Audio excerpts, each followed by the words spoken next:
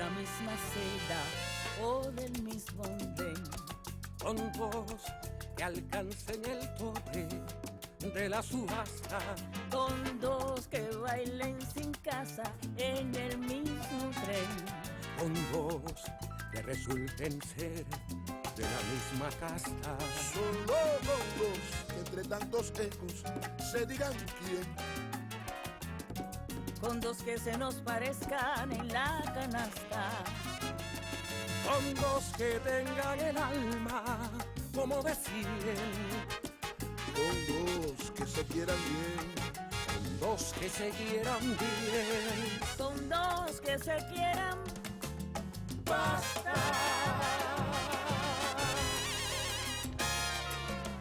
Muy buenas noches. Estamos en Con dos que se quieran tres, ahora aquí en los históricos estudios de la EGREM. Hoy me acompaña, antes de que lo vean, nos hemos estado riendo mucho por una persona muy ocurrente, una vis cómica muy especial dentro de la sabiduría que lo acompaña. Es crítico de música, es Premio Nacional de Periodismo Cultural, es doctor en Ciencias de las Artes, sobre las artes, un título extraño que ya me lo responderá dentro de un rato. Ha sido conferencista en más de 30 países del mundo, pertenece a una cantidad tremenda de asociaciones vinculadas con la música y ahí sí, no, lo siento, para mí es el crítico musical más importante que tiene nuestro país, Joaquín Borges Triana. Evidentemente eres amigo mío con esa presentación. No, y admirador, un admirador tuyo. Aquí, este artículo que se publica en el Caimán Barbudo en el 2010, el título ya me inquietó. Dice, no me preocupan los críticos, me preocupan los no críticos. Cuando tú dices los no críticos, estás hablando de las personas que son por naturaleza acríticas o de los críticos que no son críticos, verdaderamente. Creo que se incluyen las dos cosas. Por distintas razones, en lo que va del siglo XXI, nosotros no hemos vivido un momento feliz para la crítica artístico-literaria en Cuba.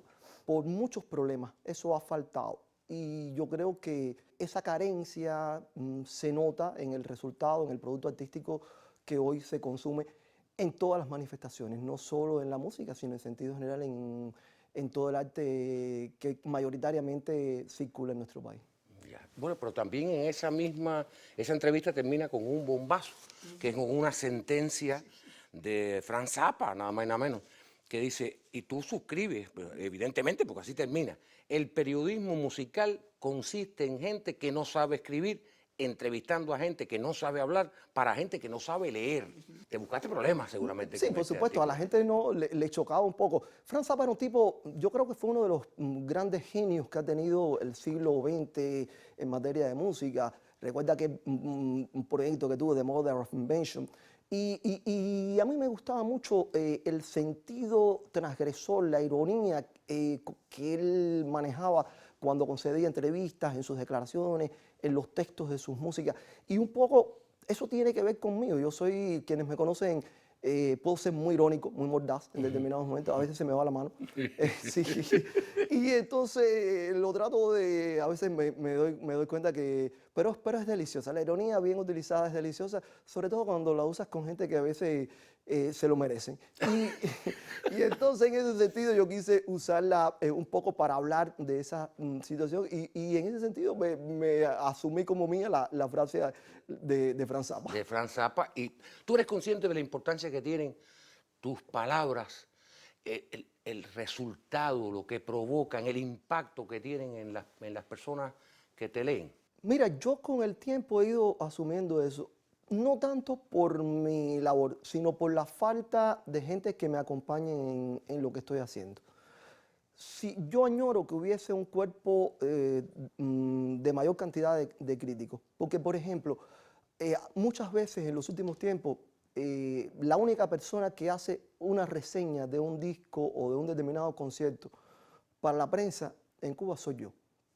Y entonces eso te implica una responsabilidad porque eso va a ser lo que va a quedar para de aquí a un montón de años, cuando los investigadores de aquí a 30, 40 años busquen en las hemerotecas o en lo que exista en eso, en el soporte digital, qué sé yo, qué tendremos de aquí a 30, 40 años. Lo que va a quedar es eso que yo escribí porque lamentablemente no ha habido otro texto. Y eso implica una enorme responsabilidad porque también en mis análisis, en mis enfoques, está implícito mi propia subjetividad. Y te lo confieso, Mauri, eso me ha ido limitando de cierto modo a la hora de expresar algunas cosas. La importancia que tú vas adquiriendo. No creo que sea la importancia por mí mismo, sino la importancia por la falta de otras personas que complementen eso que yo estoy haciendo.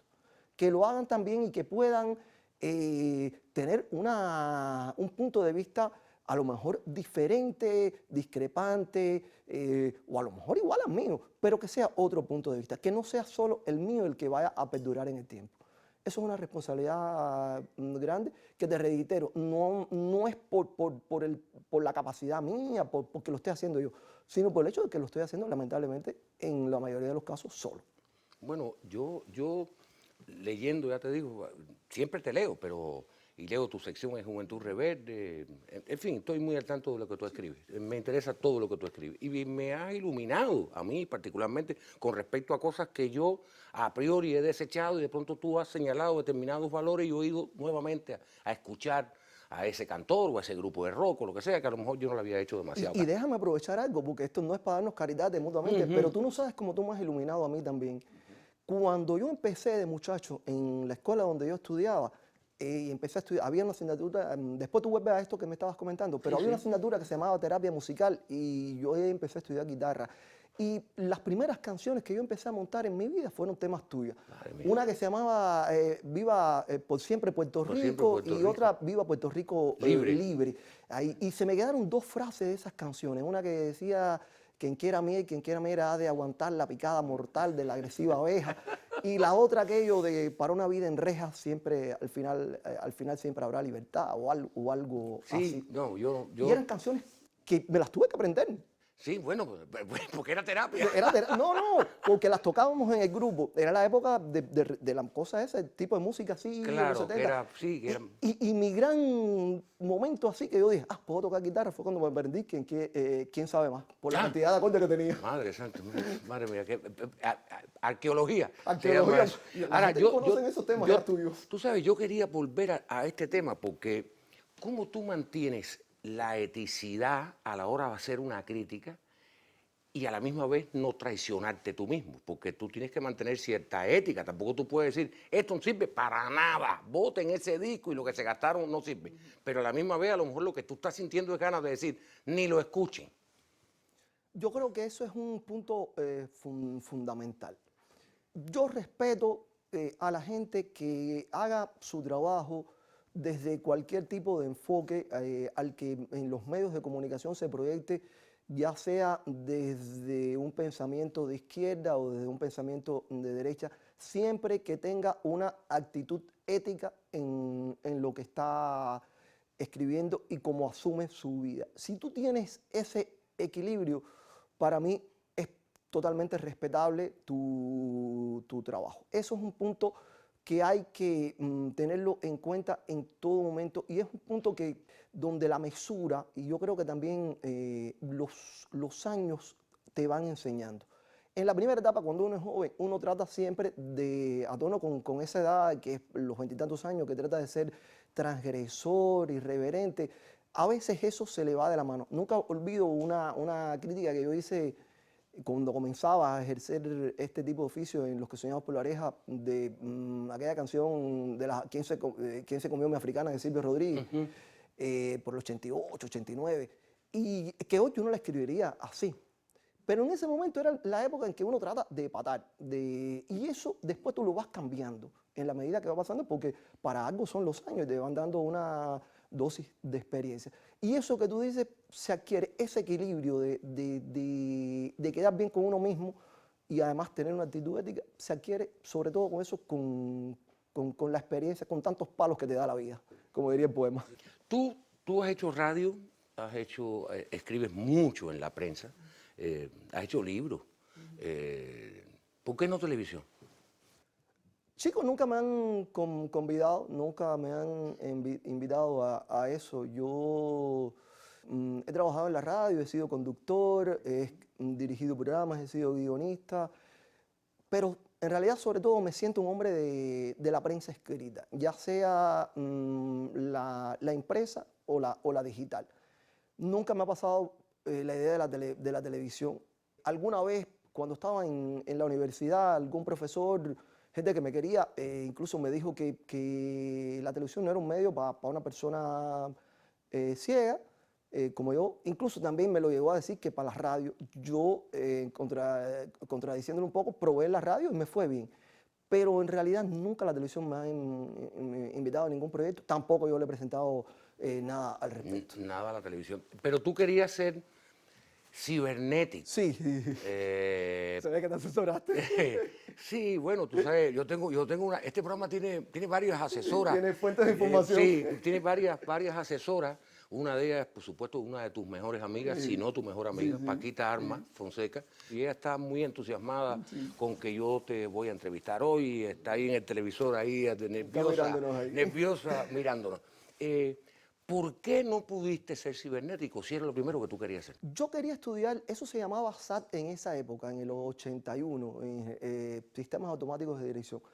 Pero el Ministerio de Educación Superior se negó, dijo que un ciego no podía estudiar ese tipo de carrera, lo cual era un error porque en los países socialistas, sobre todo en Polonia, había muchos ciegos que se habían dedicado a esa profesión, ya yo me había enterado. Yo tenía un regusto especial por las matemáticas, participaba en concursos, había llegado hasta los concursos nacionales de matemáticas y era en verdad mi vocación. Creo que no supe defenderlo mucho, no reclamé cuando dijeron que no. Y entonces en el SAUP, que era donde yo estudiaba, la subdirectora Juana Díaz y la hermana Gilla, gente que recuerdo con gran cariño, me llamaron ya como que la noche anterior de que se vencía el plazo para entregar las planillas de lo que uno podía pedir. Y me dijeron, fui a su casa ahí en 25, cuando aquello existía a las 57, la cogí en la puerta de mi casa por virtud y llegué hasta la casa de ellos en un 2x3. Y me dijeron, mira, tú también estás bien en las letras, ¿por qué no pides periodismo? Está bien, pon ahí. Pero yo no tenía ninguna vocación, ni pensaba que hoy no me arrepiento.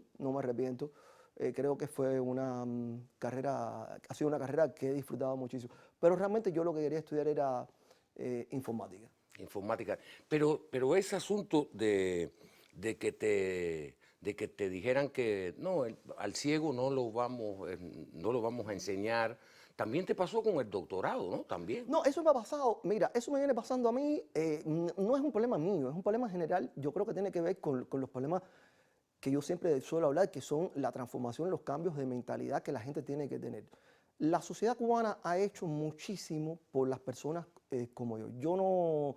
Yo lo que soy se lo debo primero a mi familia, a mi madre, a mi padre, pero también enormemente a la sociedad, al sistema de enseñanza en este país, a la maravillosa enseñanza especializada que vive en Cuba. Pero los prejuicios siempre han existido.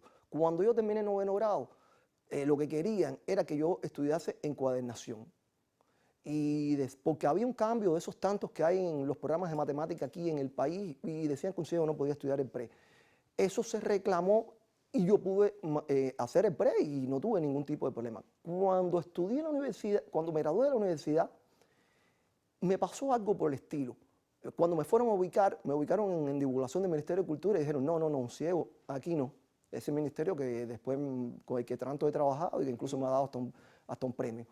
Pero no me aceptaron. Y yo fui por todas las redacciones de prensa de la ciudad de La Habana y en ningún lugar quisieron darme la posibilidad de probar si yo servía o no. Yo lo único que quería era que probarme, a ver si yo servía o no. Incluso mi querida hermana Paquita se dijo que no, porque ella lo ha escrito, lo ha comentado. Sí, lo ha escrito mucho. Ella dice que ni se acuerda, fíjate si yo era tan poco importante que ni se acuerda del momento cuando fui a pedirle la plaza. Pero tú fuiste primer expediente. Yo era segundo. En Vasallo.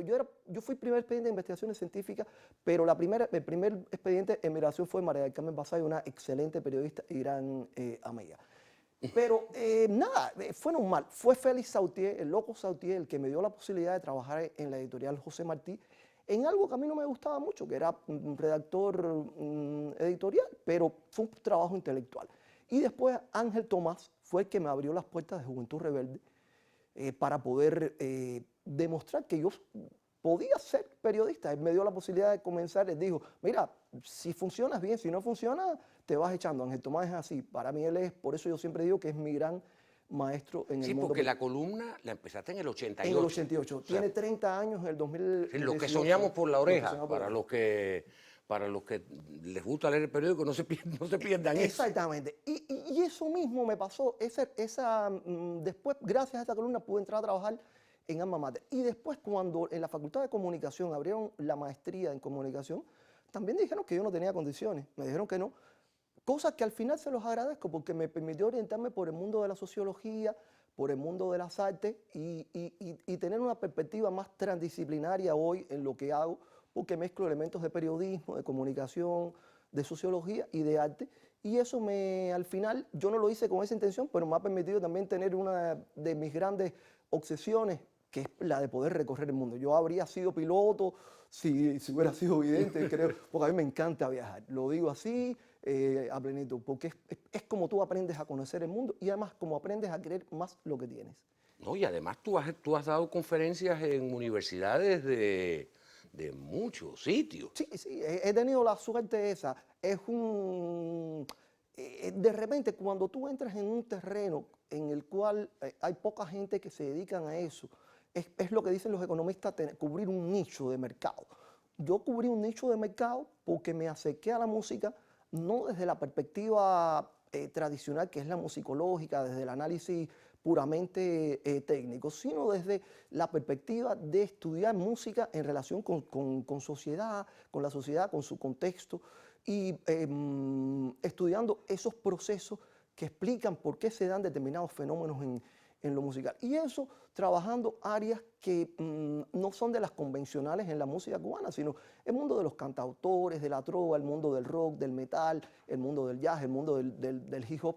Y eso como que ha despertado internacionalmente cierto interés, porque cuando tú te apareces en un sitio, en San Francisco, por ejemplo, y pones un video de unos tipos con unas melenas por la cintura, tocando un repertorio de metal extremo, la gente no se imagina que eso también es Cuba. No, claro, en San Francisco, digo, California. En California, sí. Claro. Y entonces eso sorprende, porque hay una mirada estereotipada de lo que pasa en este país, en todos los sentidos, en lo político, en lo cultural, y la gente desconoce eso. Y entonces ese es el mundo que yo me he dedicado a estudiar, el que a mí me ha interesado, por vocación primeramente, porque fue la música con la que yo he vibrado, la que, como digo yo, me da la patada en el pecho.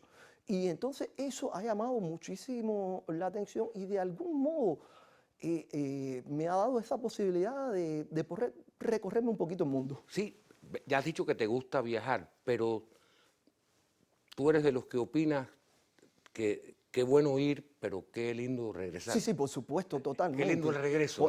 No. Incluso te digo, a los 3 días que estoy afuera, ya yo tengo deseo de retornar. Porque yo soy un animal de costumbre. Yo no sé ni siquiera irme de mi barrio. Yo vivo en una casa en la que nací, en la que todo el mundo me dice que la venda, que la permute, y yo no logro, no me ubico mentalmente fuera de ese lugar. Yo no me ubico en otro sitio que no sea Centro Habana. Yo en otro lugar del mundo puedo estar un determinado tiempo, pero si es a vivir, sé que me moriría de tristeza. Y porque no puedo, Mauri, me necesito eso que José Luis Borges decía que era el Alep, ir a la sustancia. Y uno tiene, porque aquí es donde encuentro yo la fuente de inspiración para lo que hago y además donde yo soy feliz, más allá de las carencias, de que tú te puedas molestar en determinados momentos con los problemas, bueno, con las calles rotas, en mi barrio que están todas rotas, en fin. Pero ese es el que yo quiero. No, pero Centro Habana está más rota que otro. Bueno, todo esto, cuando tú llegaste hiciste un cuento que aquí todos mis compañeros de trabajo tú eres muy simpático y hiciste un cuento de que cuando te dieron el premio de periodismo cultural, el premio nacional de periodismo cultural, todos nos sentimos, todos los que te leemos nos sentimos muy contentos, la verdad. Tú hiciste un cuento aquí hace unos minutos y cuando tuviste mucha promoción, porque ese premio tuvo mucha promoción. Cuando la gente de tu barrio te vio por el barrio, ¿qué te decía? No, ese premio, hay que decirlo, yo creo que... Y te lo entregó Guille Vilar, que sí, te adora. La gente de comunicación del Ministerio de Cultura están haciendo un muy buen trabajo ahora en cuanto a promoción cultural y eso. Eso yo creo que hay que decirlo. Lo han hecho no solo con el premio, sino con los eventos, con el noticiero cultural. Hay otra dinámica ahí en cuanto a promover lo que pasa en el mundo de la cultura. Y en el barrio, a mí me conocen, yo siempre he vivido ahí, hay personas, pero que no saben lo que yo hago, porque normalmente tú no... Y entonces alguna gente que vio el programa me decía y me paraba, contra, yo no sabía que usted era periodista, yo pensaba que usted trabajaba como merolico, que era merolico de las tiendas estas de aquí de Neptuno, que están alrededor, porque tú sabes que muchos de ellos son merolicos, yo tengo una cantidad de amigos merolicos, que eso es lo más grande de la vida.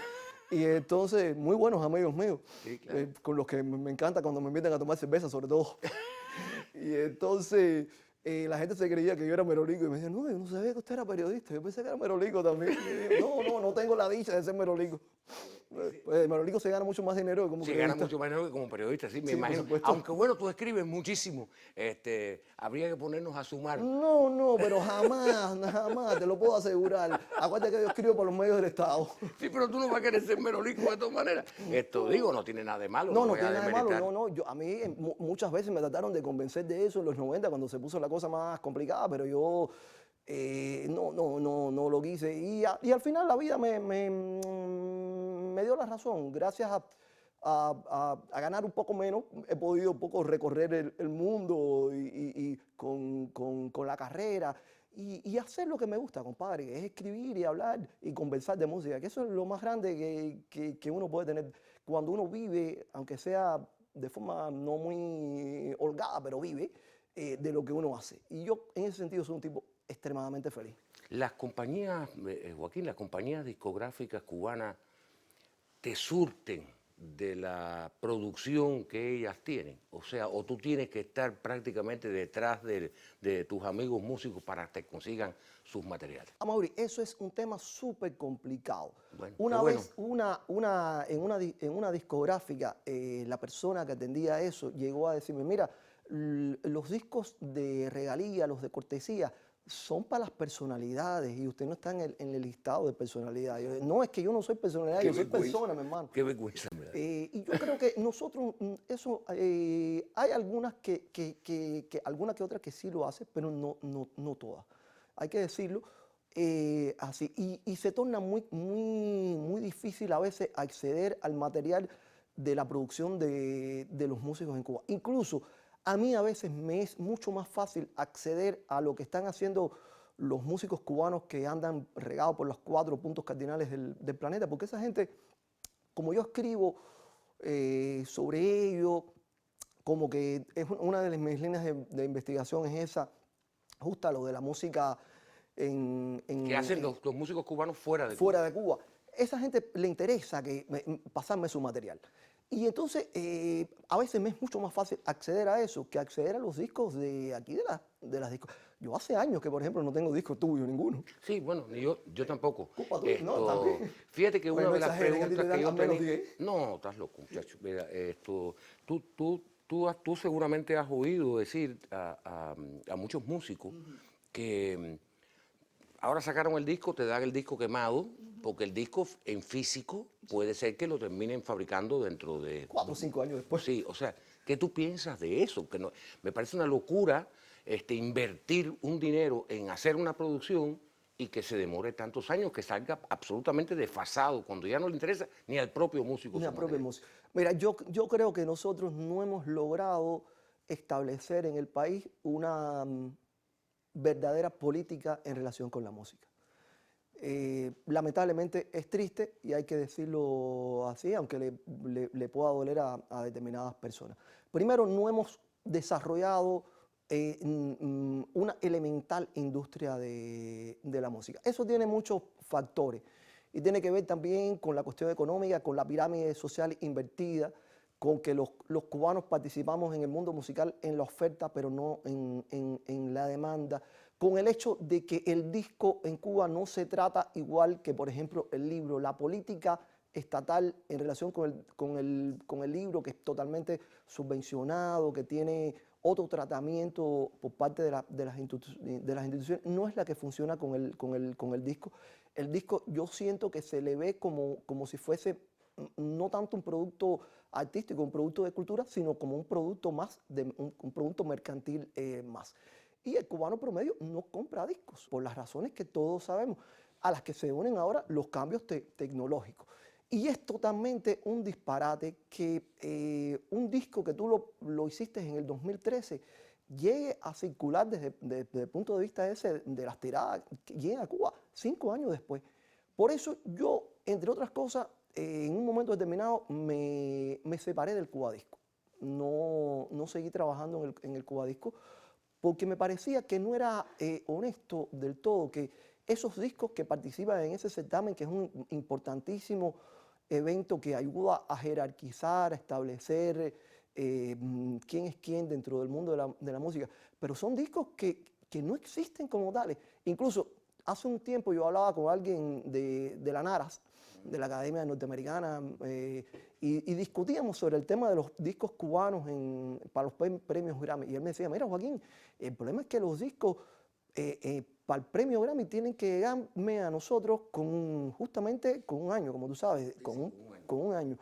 Y los discos cubanos, en muchos casos, cuando tú los revisas, tienen la fecha de que se hicieron de 4 o 5 años, ya no pueden competir. Y entonces estamos desperdiciando montones de oportunidades.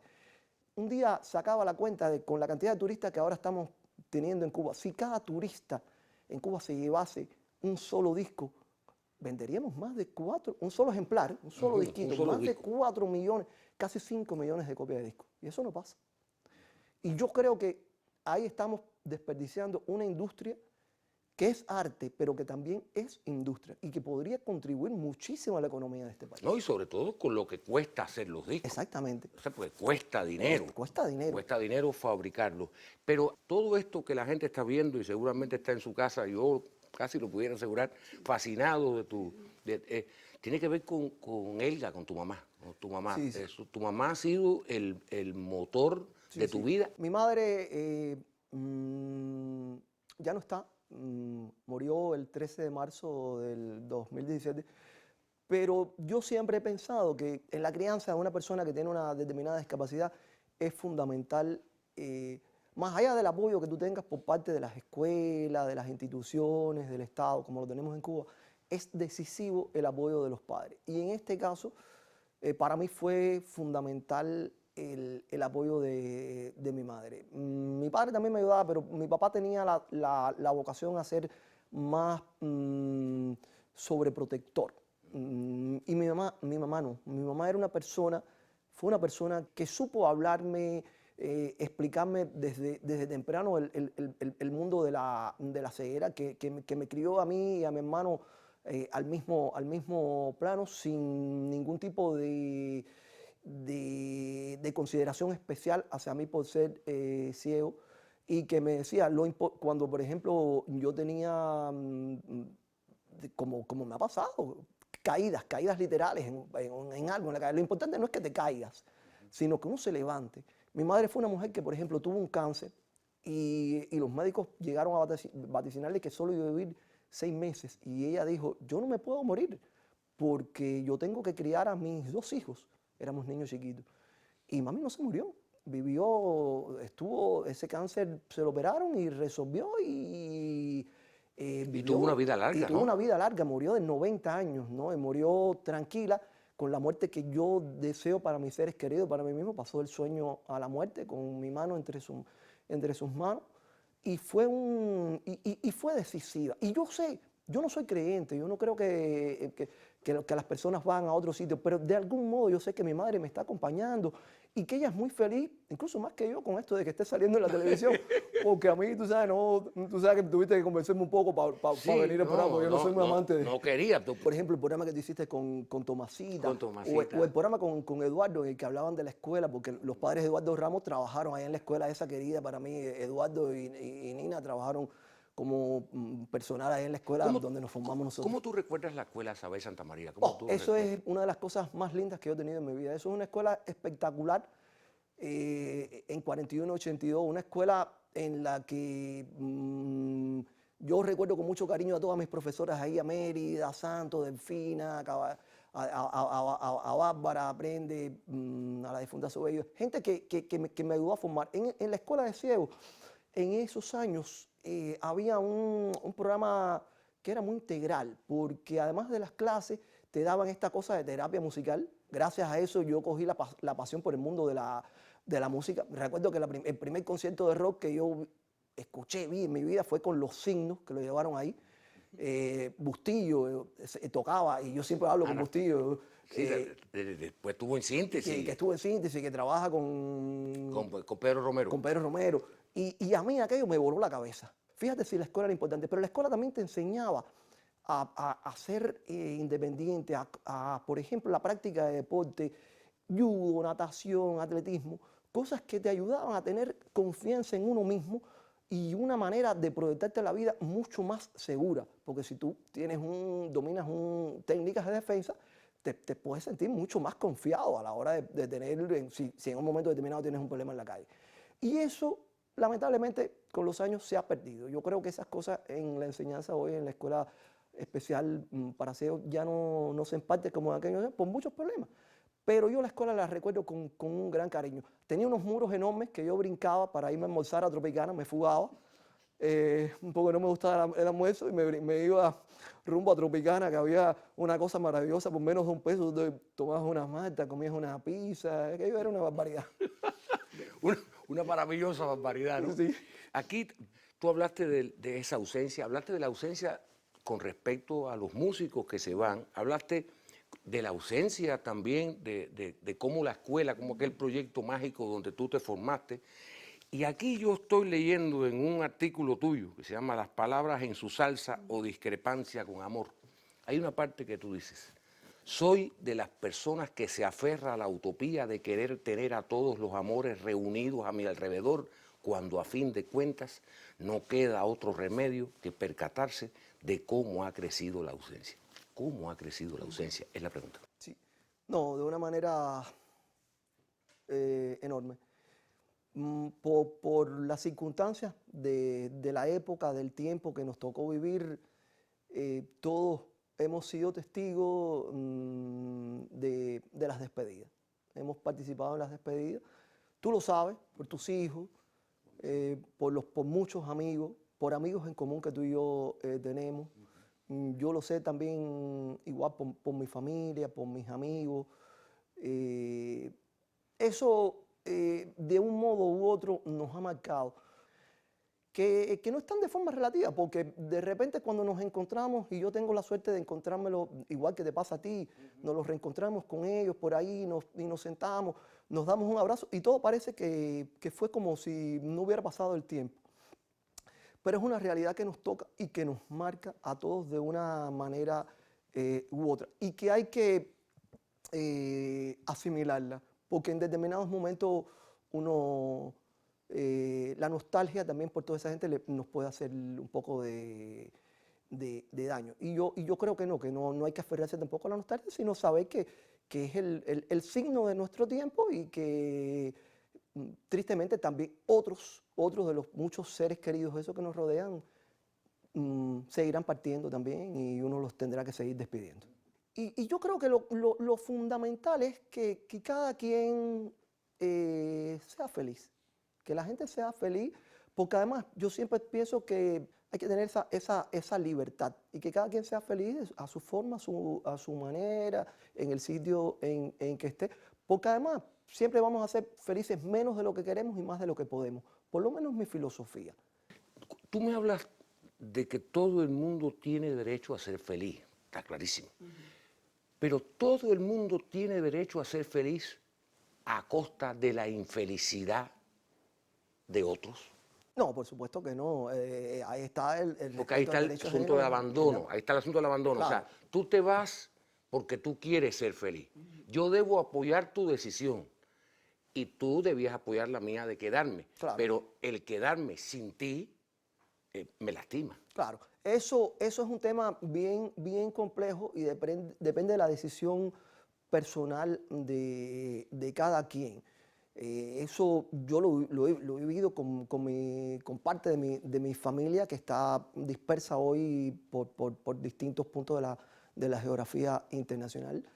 Pero yo creo que, Amaury, uno tiene que asumir eso, uno lo tiene que comprender y yo he aprendido con los años algo que me lo ha enseñado mi propia condición personal, que es que uno tiene que ser tolerante con sus modos de pensar, con sus actitudes, porque creo que es lo mismo que he reclamado para mí, que las personas que tenemos, por ejemplo, determinadas características diferentes a lo de la mayoría, hemos pedido que la gente sea tolerante y que nos admita de ese modo. Entonces, si yo he pedido eso para mí por mi condición de ciego, es lo que piden los negros, lo que piden los gays, las lesbianas, las feministas. Bueno, yo tengo que también que ser tolerante hacia esa persona que opta por un camino distinto, por algo que me puede hacer a mí un tanto infeliz, pero que a él lo va a hacer feliz. Y yo he partido de esa premisa para poder entender esa realidad. Sí, resumiendo, es como la felicidad a cambio de un poco de nuestra infelicidad. Exactamente. Es decir, había una canción muy vieja, tú recordarás, que decía, sé feliz, ¿qué más da, aunque después te mueras de infelicidad? Sí, un es así. bolero. Sí, un bolerón de eso viejo. de hace un montón de años.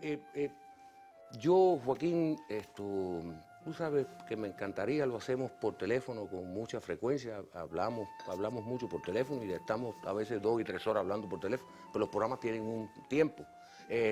Tú sabes que yo te quiero, tú sabes que yo te admiro, siempre lo has sabido. Incluso cuando he merecido un regaño tuyo, lo he merecido y siempre me han servido tus consejos para replantearme muchísimas cosas. Por tanto, yo no soy de los que tú sencillamente te has puesto a aplaudir ahí, sino en su momento también me has dado un cocotazo y yo lo he recibido y tú sabes, siempre la gente, pero tú sigues peleando y cada vez que te dé un disco y cada vez que te mande un disco quemado y no sé qué, si me lo merezco, dame. Mientras yo, por darte, te voy a dar mi mano y un abrazo. Un abrazo. Muchas gracias. No, gracias.